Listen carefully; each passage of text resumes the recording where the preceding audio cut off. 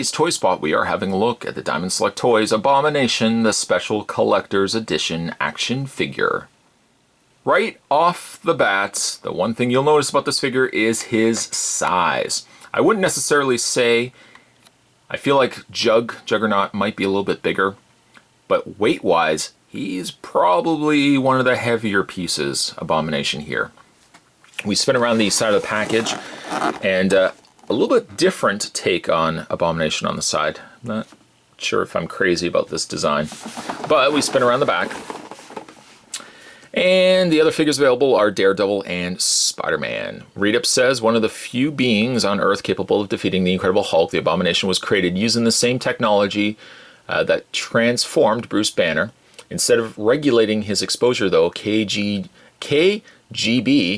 agent Emil Blonsky deliberately absorbed much more gamma radiation than the Hulk and transformed into a near unstoppable creature with enhanced stamina, speed, regenerative properties, and strength nearly double that of Hulk.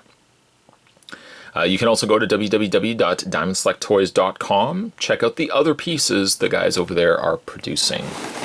Spot's going to take a break. Oh, that's so heavy. We're going to take a break. We're going to get this opened up, and when we come back, we're going to get a better look at the Diamond Select Marvel Select Abomination Special Collector's Edition action figure. There's more anyway, guys. Don't go anywhere. Stay tuned. The Abomination is a huge figure, and it's substantially heavy too. When you get him out of packaging and you first kind of just pick him up, you know there's going to be a lot of action figure here for your, essentially bang for your buck. It does beg the question though, for a piece this big, now granted this piece was about $30 or so, but it does beg the question though for how much resources, how much material they put into a figure this big. Does beg the question though why you would pay $25 here in Canada for a Marvel Legends figure that is considerably smaller than Abomination here. The figure is gorgeous. It's not without its problems, as it tends to be with larger figures. It's not certainly without its problems.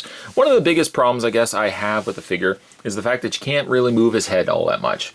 You can move it left and right, yes, but you can't move his head up, so he's always kind of got his head down. It's only until you kind of tilt the head back that you can see the whites of his eyes. It doesn't look like he's got any pupils to speak of.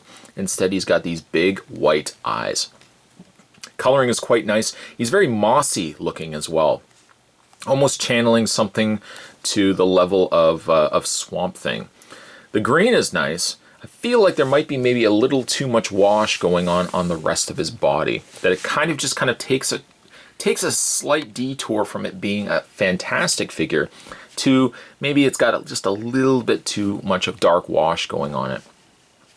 He is only sporting just a pair of brown trunks. There's a belt going on there as well.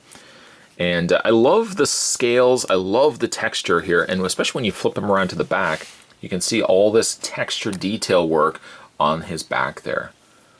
And this is gray, whereas like the rest of the body is this green color. I think there was also a variant of this guy as well, but this was the only one that they had at the local comic book store. But he is huge. He's got these claws, these big mammoth claws. You can certainly see how he would be able to stand toe-to-toe with the Hulk. He's mammoth, his huge arms. And again, I love the sculpt on the thing, on the arms, the body, the legs. I just feel kind of like he might have a little too much paint, a little too much dark paint, breaking up what potentially could be fantastic details. Down below there are his mammoth-sized feet as well. The feet aren't as posable. Well, they do hinge back and forth, but they don't pivot, which is probably a strong argument as to maybe why they shouldn't. There's so much weight on this figure that I wouldn't want this teetering back and forth and getting loose. And I've seen that before with large figures, that companies do put a pivot point on it, and the ankles end up getting really loose. This only has just a straight standard swivel, and I think that's the smarter route to go with a piece this big. For your articulation, let's bring the camera down a little bit. For your articulation on Abomination, despite his size, despite the fact this is a slightly older figure, he does have a good fair share of articulation. His head does swivel like we've already discussed, and only really swivels on an angle. It swivels back and forth like this. Again, I wish this could have moved a little further up. Maybe if they brought the peg a little bit up so he could have brought the head forward so that he's not always looking down. Arms hinge out to about there. You can't really hinge them out any further than that. He doesn't have a swivel in the bicep. He does, however, as you've already seen, have hinges in his elbows, and he has rotations in the wrists. Nice swivel point in the waist section. He has no crunch or anything like that to speak of, and very manageable, though kind of stops at a right about there. Very manageable, though, ball hinge joints in the thigh area, single bend at the knee, and that single hinged foot. It's, by comparison to some of the other Marvel Select figures, this one's a little bit older, but I would definitely say pick him up if you can. It, again, goes to show that companies can easily still produce a figure that has a lot of volume, a lot of weight, and a lot of substance, and still give you bang for your buck.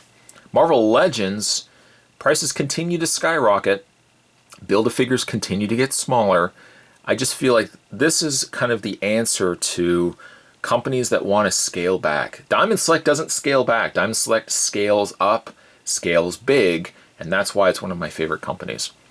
Today's Toy Spot, we're having a look at the Marvel Select. Let's get him in a good pose here. We're looking today at the Diamond Select toys, the Abomination Special Collector's Edition figure.